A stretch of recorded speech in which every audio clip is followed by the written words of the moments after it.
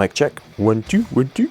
Hey guys, thanks for joining me today for episode 3 of Riff Machines, the series where I'm sort of working through my guitar collection and showing off what I've got, really, I guess you could say. So yeah, today's episode feels like a pretty pointless one because what's not been said about this guitar. It's been out for a while, and it's obviously very well known because it's the signature guitar of a very popular guitar god. This is the ESP Ltd Snakebyte. It is the signature guitar of James Hetfield of Metallica, and if you didn't know that, then you must be living on a different planet. It's clearly based off the classic Gibson Explorer. This is Hetfield's take on his own version. I think some of the design features on this have got a lot to do with like the Metallica M symbol. I think some of the contours and some of these like additional lines on the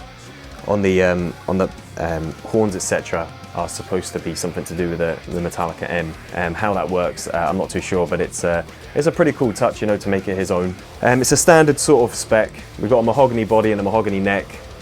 These came with, initially, when the initial gloss white and gloss black came out, it was a full ebony fretboard like we used to see on the LTD models back in the day, but they've switched over since to this Macassa ebony, which I think, you know, it can come, you can get a really nice piece, or some of it can look pretty bright and dry. This is a really nice piece. I'm quite happy with the one I've got on this. It's quite dark.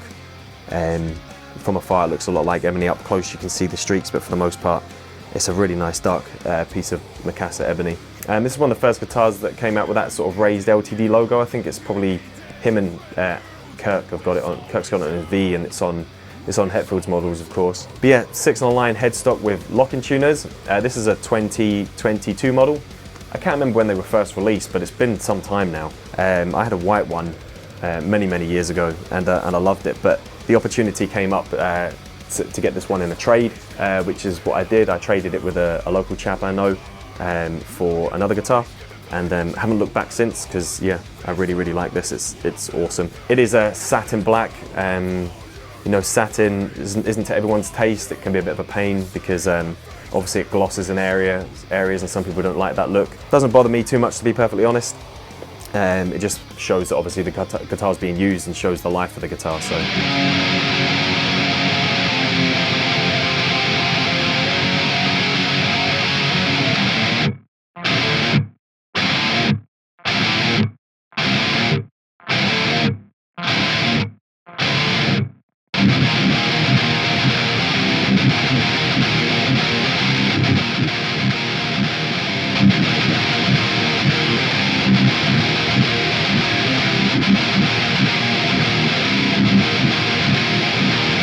Interestingly, we've got a volume per pickup here, a 3-way selector.